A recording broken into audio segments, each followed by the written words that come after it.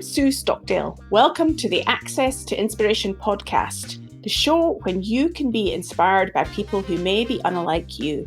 Today we're heading to the Netherlands, and my guest is Pleun van Eijsden, founder of Paper on the Rocks, a business that produces environmentally friendly stationery. Welcome to the podcast, Anna.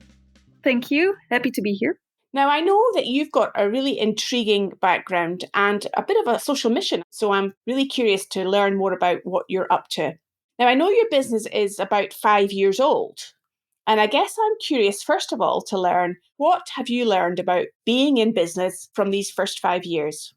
Well, I've learned a lot, to be honest. I didn't know anything about starting a business or building a business when I started this journey. So what I learned most of all is if you want to start a business, you should really pick something that you're passionate about and that you feel is your mission.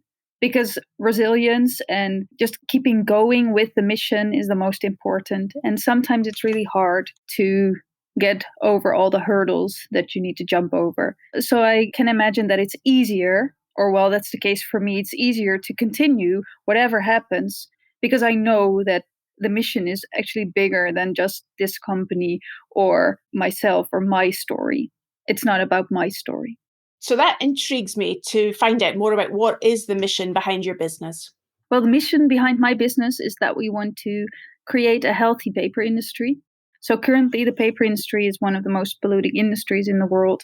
And actually that's because there's a lot of water usage. Trees are being cut down at a really horrifying speed. A time in history where we should make sure that we use our resources wisely. And when you look at the history of paper, you see that we did not use trees when we started making paper. We actually used waste product or leftover product. And I wish for the paper industry to start diversifying again and start using waste streams as the main ingredient for paper again. So we are actually with our stationery products helping these paper alternatives to scale, to continue to grow, and thus to create a diversified industry. So it does sound like a far bigger mission than just your business. How did you get into this in the first place? Because I think in a way, one might describe you as an accidental entrepreneur. Yeah, yeah, I think that's the case. I actually knew from a very young age that I wanted to start a company. I think I was about 11 years old when I realized that I wanted to build stuff to create a better world. Then I wrote a book about the turn of the century where I described that I wanted to get rid of all the cars and wanted people to start living in the forest again and communicate with each other again. And that's kind of stuck to me until now because I still believe that we should change the way we live together and the way we live in the world. So what happened is I studied history and I specialized in social movements and revolutions. And through that process, I realized that business is such a nice vehicle for change, but it's almost never really used for change, especially when I was a student. Being a social entrepreneur back then was really, then you were just a weird entrepreneur. What are you even doing? And now I'm happy to see that that is changing because in my business, I also feel like I'm more of a social entrepreneur and environmental entrepreneur, but also an activist. I think my business is also a form of activism for me. Now, I know that you're a family of entrepreneurs. Am I right? Yes, you're correct. So what did that teach you? I'm imagining sitting around the kitchen table at some stage, observing the rest of your family running the businesses. What were you learning by just observing them? First of all, that it's really hard work. I think some people could underestimate that. It's not a lot of fun all the time. It's a lot of freedom, but it's also freedom with a certain burden because you're never really free. You're always busy working on your business to get things going or growing, or you have a team that you should take care of. And I think people in my family, the entrepreneurs in my family, always felt very responsible for their teams and their companies. My father was for a long time a really old world type of entrepreneur. And that changed a lot I think also the past 10 years or so. And he's now also really involved in sustainable businesses. And I love that because it shows that also as an entrepreneur, you can really grow in the process and grow in how you look at the world. So we had a lot of conversations about how business, of course, can impact the world and how it should impact the world and what you can expect from businesses versus politics, for example, in these times. I'm imagining you gleaned a lot of lessons from your family about entrepreneurship. And then I'm wondering, in terms of your studying of history and particular revolutions, did you consciously think, therefore, that in a way you wanted to start a revolution with your business? Actually, yes. What I learned during my research in social movements and especially nonviolent revolutions is that it's very difficult to tag people along to change something in the world. But there are certain tactics that are used in these social movements that are being used over and over again to get people to accept change or to take risks that seem really frightening at first. But if you apply some of these tactics to businesses that want to do things differently, that helps. Because what we see also with our wanting to change the paper industry is that the current paper industry is a bit afraid of us coming for them. But it's not necessarily that we are coming for them. We just don't feel like the argument that we've done this forever, so we just continue to do this because it works. It's not a valid argument. So you need some kind of revolution really to help everybody to change their thinking and their behavior. That's difficult. I think it is for everybody. This is really difficult to change your behavior. In your own journey, Anna, I can imagine then you had a bit of an insight into the realities of entrepreneurship. You had obviously your academic studies. Where did the idea therefore come to focus particularly on the paper industry? During my studies, I lived in China for a while. And there I learned about the paper alternative, that is stone paper. And I also learned about the impact of the production industry on the environment. I actually saw it firsthand. And when I got back to Europe, I lived in Berlin back then. And I felt like I had to do something with this paper alternative because I'm a writer myself as well. So I have a whole collection of notebooks. And now it feels still like I'm in a candy store all the time because now I have my own notebooks everywhere. But the thing is, I love paper. I've always loved paper and books. And therefore, I realized that it is such a massive industry that's causing so much damage right now. And there are actually alternatives up for grabs.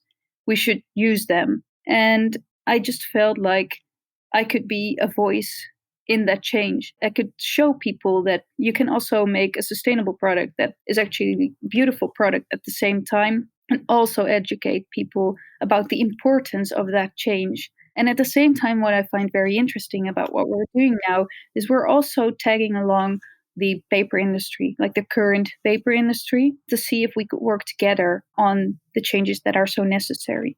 So rather than being seen as a threat, you're hopefully being seen as perhaps somebody who can instigate change and enable everybody to flourish in a different way. Yes, we hope that that will be the outcome. But of course, I also realize that it's difficult for people within the paper industry to all of a sudden feel threatened by these paper alternatives. But the alternatives have been here forever. It's just a matter of using them more often. And actually, the paper usage, especially the cardboard boxes and stuff, that's increasing at a really rapid speed. So we need alternatives. Tell us more about stone paper then. What is it?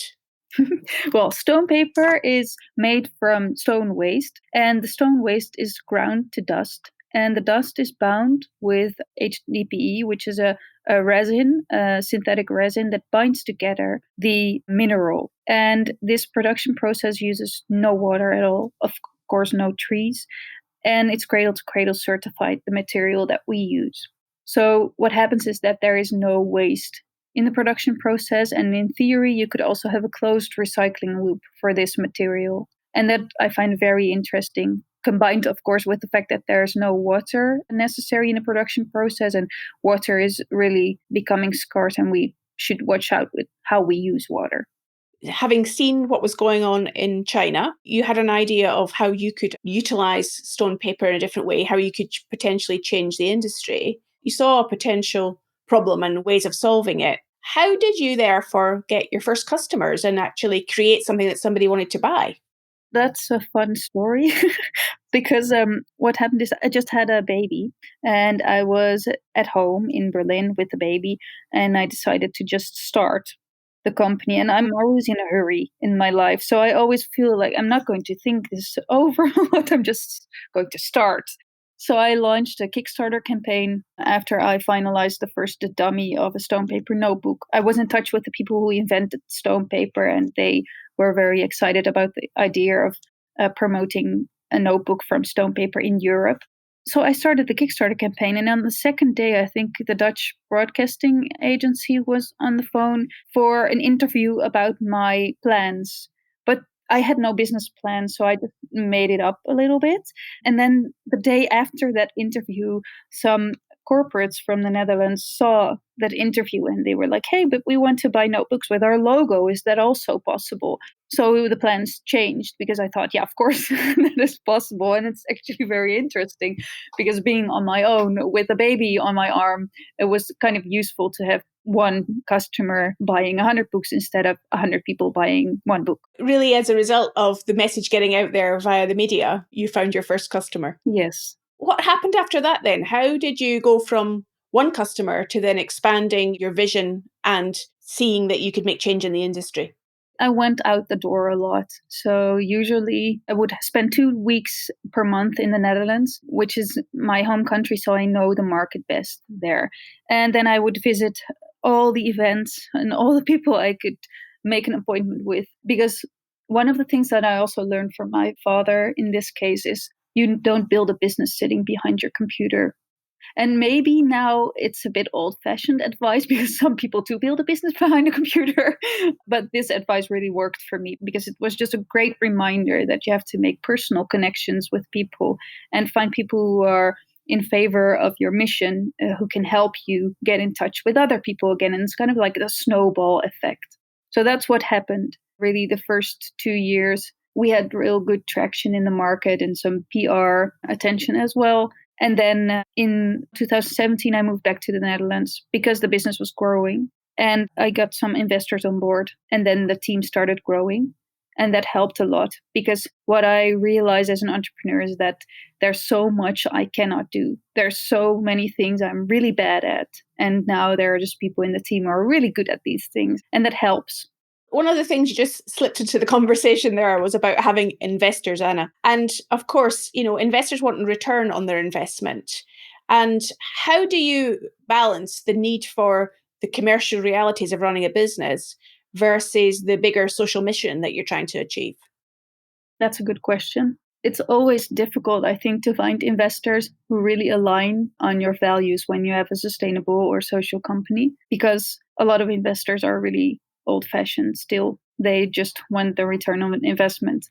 And I went through really elaborate conversations with all of the investors that are currently on board before joining forces. So I know that they are already about the impact. The impact comes first for them as well. And that's also something that really showcases right now during these challenging times that they are here for all of it. So not only for the times when it's really nice and all happy, but also when it gets tough.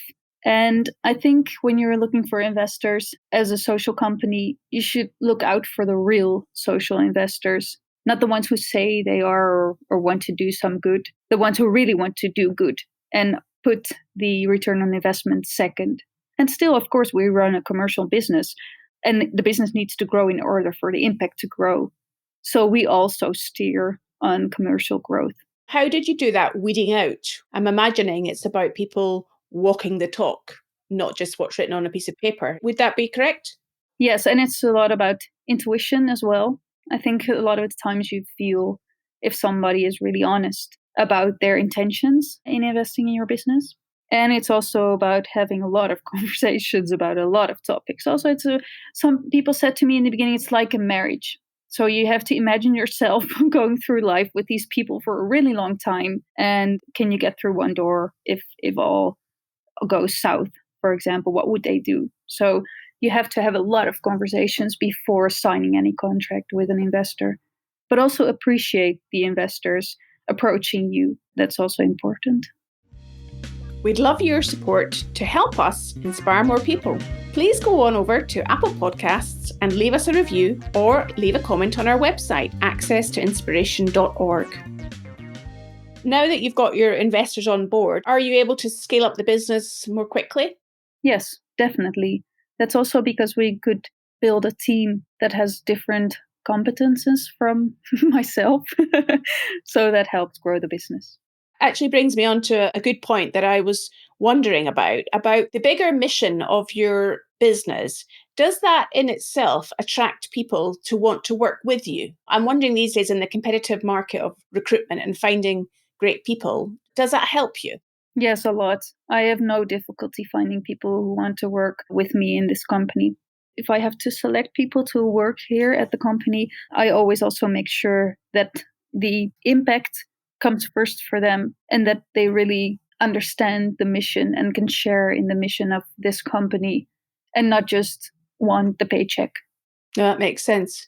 So how do you measure success then on a day-to-day basis? What's meaningful for you? What's meaningful is trying out new things and trying to do things differently. So we measure also in terms of not really failures, but things tried and things tested, so to say. I love it when people make mistakes or when we can conclude together that something doesn't work. Also, of course, I like it when things do work out and we also celebrate the little things. In a startup, I think you should always watch out to forget to celebrate things in general because it's so dynamic and so many things can change over the course of 1 week that you should not forget to also appreciate the process and the team and the effort put into it. So that's what we look at a lot. And we also look at the progress we are making in changing the industry. So it's not so much about revenue, which is of course important because we need to grow to make the impact.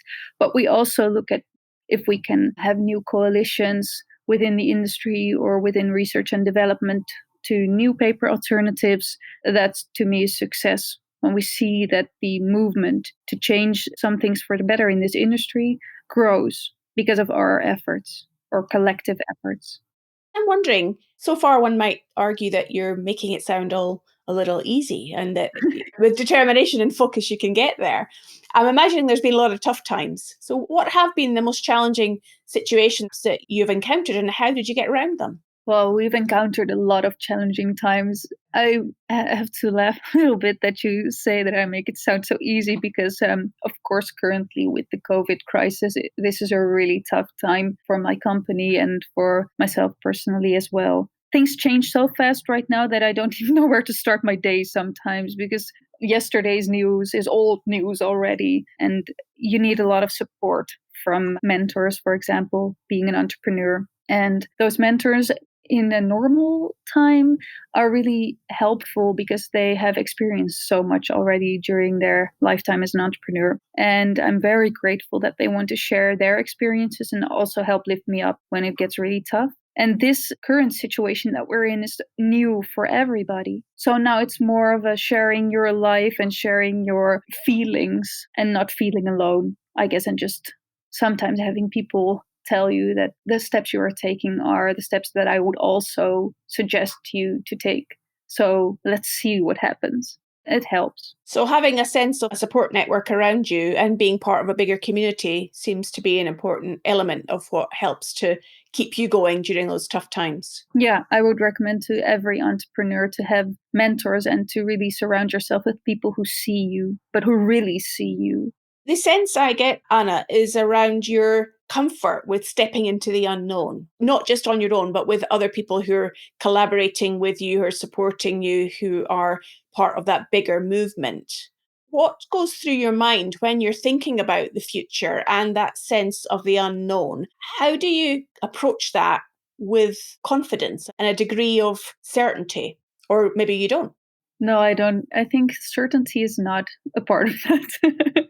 I feel in general in my life, I don't like to do things for 50%. I always do everything for 100% or more. I just go for it completely. And then I have hope for the outcome, but I'm not necessarily always positive about the outcome. I don't know. There's so much uncertainty in every aspect of life. that I train myself to accept that and to just put one foot in front of the other and go. But I never want to hold myself back because of fear or because of shame or because nobody is doing it like this. I just want to try everything. Really, I want to try a lot and see what happens. And if I fall flat on my face, then okay, then I get up again and I try something new or different or whatever. At least I did it. That makes complete sense. I'm wondering now how your family view you now 5 years on into your entrepreneurial journey. What's their view of your journey so far? I actually never asked them. Sometimes they tell me that they think I'm brave for doing this the way I do it. I really appreciate that. I think they also sometimes don't understand the way I choose to do things because maybe there are easier ways to build a company than the way I am building my company. But I choose to build my company such as I believe a company should be and for the long run and not for the quick wins. I think sometimes our families and those close to us are the ones who we don't get feedback from often. I think that's a common thing for many families and situations. Focusing on the future, Anna, what are your aspirations for the business and for the social movement for change in the future? What would be your vision or mission in the longer term? My mission in the longer run would be to get the paper industry to join forces with us, to collectively see how we can proceed towards a healthy industry, and to also hope that we can get more people to understand that sustainability is not just about CO2 emissions or just about the things that are communicated about so much, like the oil companies. It's also about really all production industries. We should change all production industries and watch out for more loss in biodiversity. I think we should communicate about that more. Also, I hope that more people dare to start social businesses, even though it gets really difficult sometimes. It's worth it because in the end, when I go to sleep at night and I think about the fact that I am away from my daughter, for example, a lot, I can't sleep because I feel like I'm showing her how it should be done. And I'm not doing just for the money or just for my own ego, not at all. I'm doing it to change something in the world. And I wish for many, many more people to feel that within themselves and to live a true life. Well, I think you've given us a lovely point on which to finish our conversation, Anna, that sense of people have to see it to be it. And I'm imagining, therefore, you're a great role model for your daughter in terms of what's possible. I hope so. It's been lovely to speak to you. And if our listeners want to find out more about you and the business, how can they do that on social media? Well, we have an Instagram page and we are on LinkedIn with the handle Paper on the Rocks. And we also have a website, which is paperontherocks.com. Fantastic. Well, we'll put links to that over on our show notes. And it's been fantastic to speak to you today and to get a sense of what can be done when you start a revolution in your country. Thank you so much for having me. I hope you enjoyed what Anna has to say about the quiet revolution she is undertaking in the paper industry. We'd really appreciate your support in helping us to spread the word about the podcast. And if you can just share this episode with one other person, we'd really value that. I hope you've enjoyed this series. We've come to the end now, and we've been focusing on the themes of pioneering and sustainability. The guests have been amazing, and I hope you have found their insights useful. We shall be back in the new year with another series of Access to Inspiration. I do hope you'll join us then.